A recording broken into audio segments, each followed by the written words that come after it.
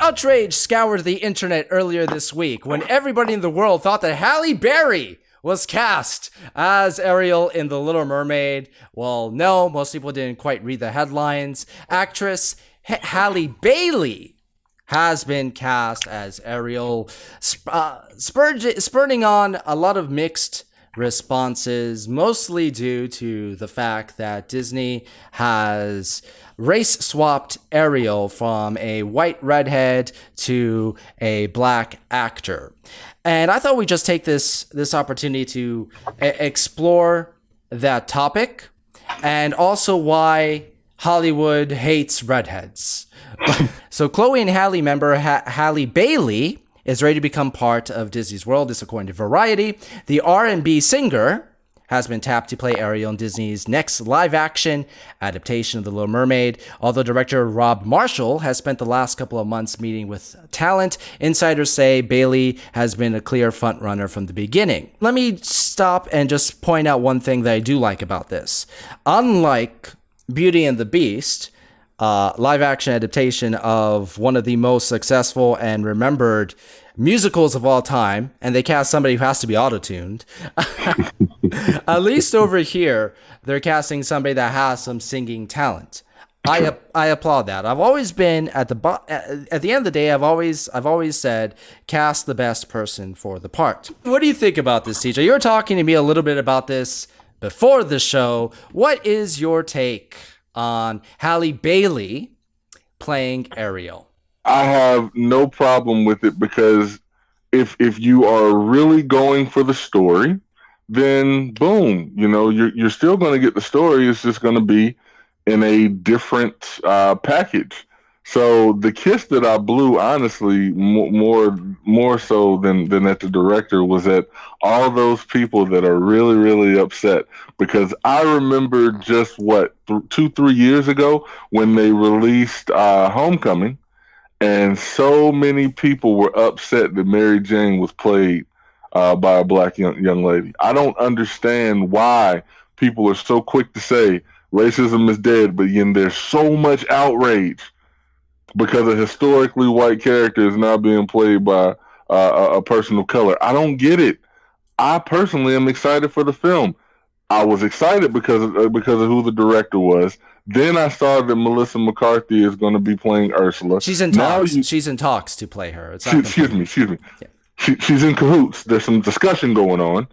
So there's talks. I like her as an actress. Now you tell me that they're going to revamp the story a little bit, and if you've got a black Ariel, then 9 times out of 10 she's gonna the king's gonna be black as well. So hey, why not? The Rock as King Triton. Yeah, you said who's King Triton? The Rock. The Rock?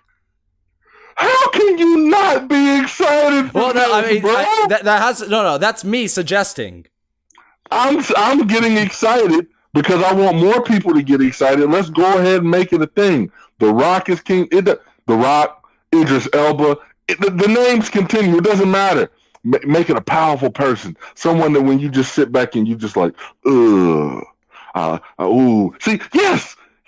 Chris Tucker.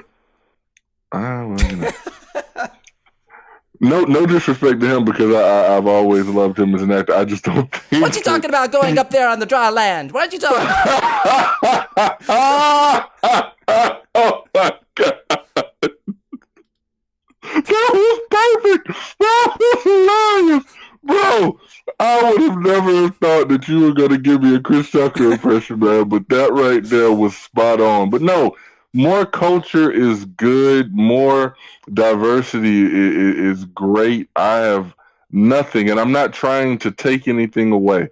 Don't think that I'm trying to strip anything away from white America. Y'all have done a lot of awesome things. High five for a lot of awesome stuff. I'm still a huge Brady Bunch fan, and I can guarantee that we will keep the Brady Bunch white. But right now, you have an opportunity to see a reimagining. And when you're talking about these live actions, one of the things that people have said that they didn't necessarily care for was that it was a spit shot from the cartoon. Well, I can guarantee This right here, this adaptation of Little Mermaid, is not going to be a spit shot. So, boom, I'm good. I think that a lot of the negativity that is coming out of this, and one which I can understand, despite the fact that it seems that Hollywood hates gingers, because now you've mentioned Mary Jane. Mary Jane has been replaced by a black actress. Annie, in the remake of Annie was replaced by a black actress. Ariel's being replaced by a black actor.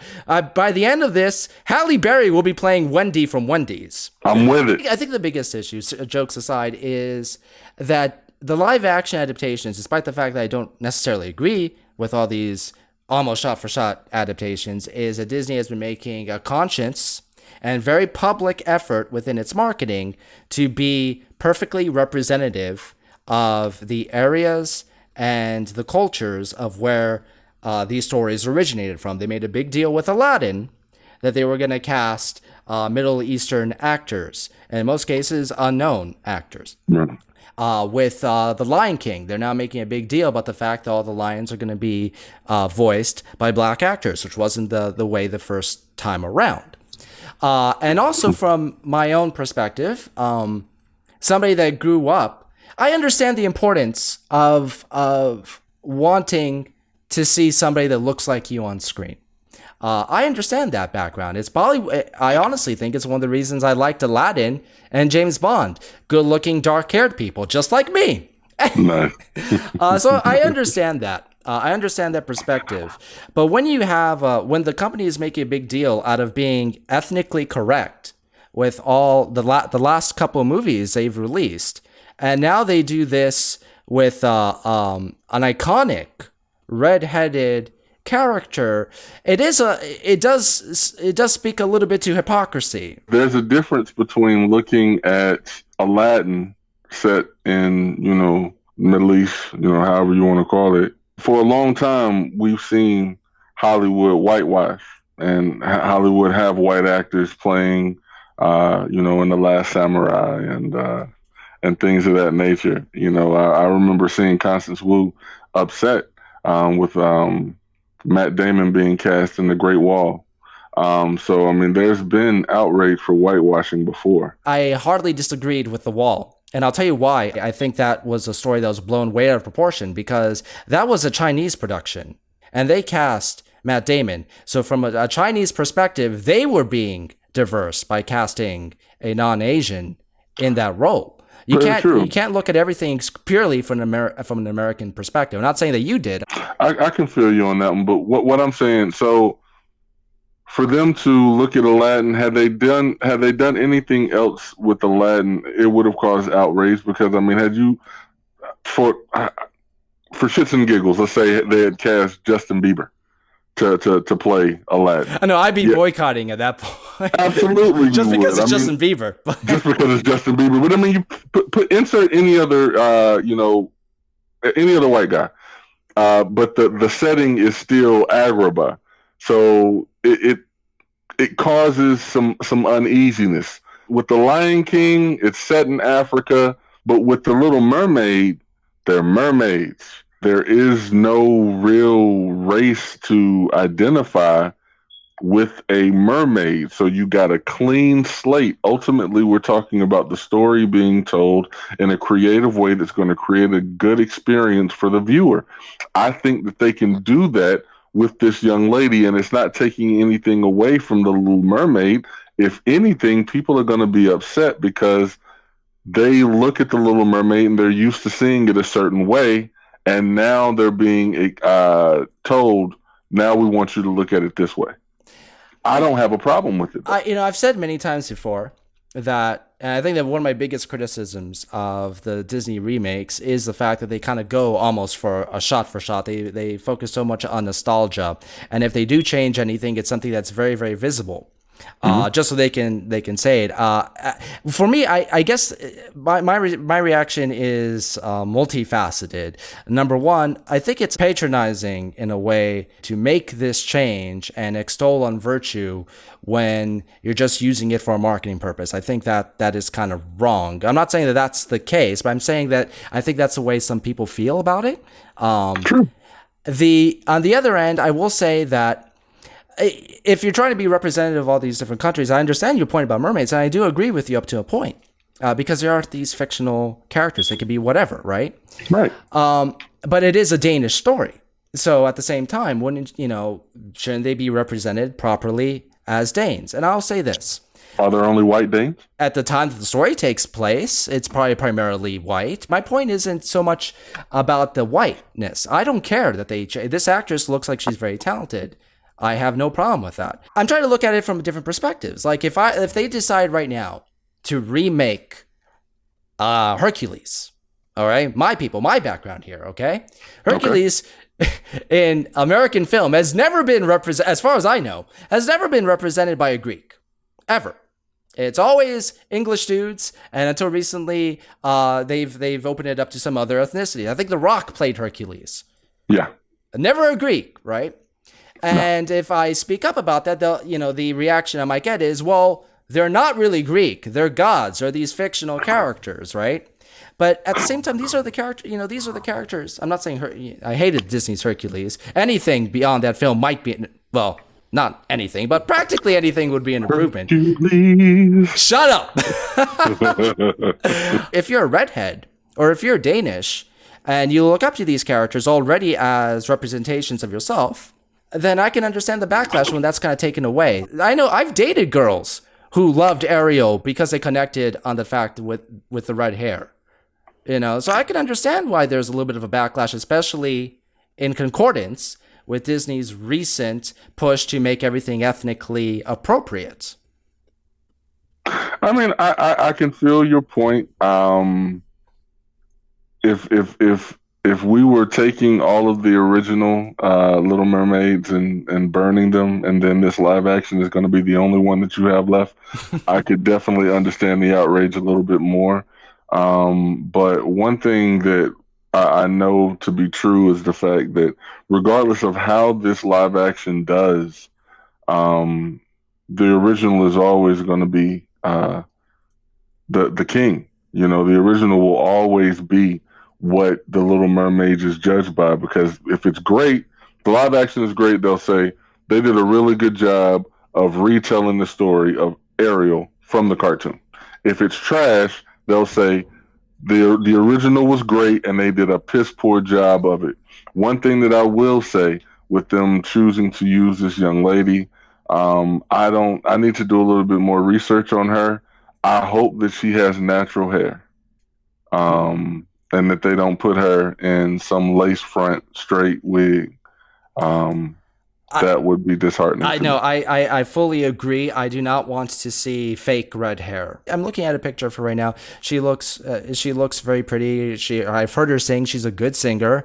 And at the end of the day, for me, that is the biggest point in the casting of this role, is that you cast a good singer. A good singer. For me, that's the biggest issue. If she can pull it off, fantastic, more power to her. But I thought that we might take this opportunity to kind of look at both sides of the argument. The one aspect that does raise my eyebrow more than anything else is that little bit of hypocrisy. And I don't particularly like anything that smells like it's agenda driven. For me, when I go see a movie, the first and foremost thing I care about is the story and the characters. I do not want to be preached. And as of lately, I think that there have been so many big budget films that have put agenda on their forefront, in many cases to the detriment of the movies. You know which movies I'm probably talking about. I do not want to delve into them. I think that at this particular point, people are a little bit allergic to anything that smells like it might be something like that. I'm not saying that this is one of those cases, but the allergy, I'm sorry, people are starting to break out in hives a little bit. Hey, is this going to be another one of those things? And I think I can understand that to a degree. Well, even if it's not, even if the director and the producers didn't have the agenda at heart, they just really wanted to tell a story and do something different, people are going to put an agenda on it. The people are going to put their spin on it to say, oh, Disney is only doing this because they want to get, the black dollar. You know, they want people to come out in droves like they did for Black Panther, so they're putting this black girl front and center. People can say that if they want to, even if that wasn't Disney's MO. I can't. I wasn't in the room, so I can't speak to whether that was a conversation. I know that conversations like that happen in Hollywood, but I can't speak to say whether or not that was the reason that they chose her. All I can say is if she looks the part, if she can sing, and if she can act, that is all that should matter. But we're talking about it right now because we live in these United States. But you just said if she looks the part, but if she doesn't. No, but see, that's just it, though. Again, we're talking about mythical creatures. But when I say look the part, is she pretty? Can she sing? Can you have an ugly Little Mermaid? I mean, how? Absolutely, you can. Exactly. So why does her being pretty matter? Because we're in these United States, bro. We're in these United States, man. I will say that I wish this actress the best of luck. Yes, because I think that putting her in this role is she's going to be, they're inviting a criticism and a backlash against this poor girl. Yep. And I honestly, I hope that she's fantastic. I hope she kicks ass. But I will say that if Little Mermaid, the Disney iteration of Little Mermaid, really wanted to be progressive, Ariel had the best chemistry with Flounder. She had better chemistry with Flounder than she had with Prince Eric, whom she barely spoke to in the film. Haha. Anyway, I think that in this version, she decides that her real love interest is Flounder and that they have a fantastic romance. It's about time. She's half fish. He's all fish. Let's knock boots. They share the right parts and the parts that matter. They do. They do. And this just got real weird. And by the end of the day, we would really discover why Flounder is called Flounder.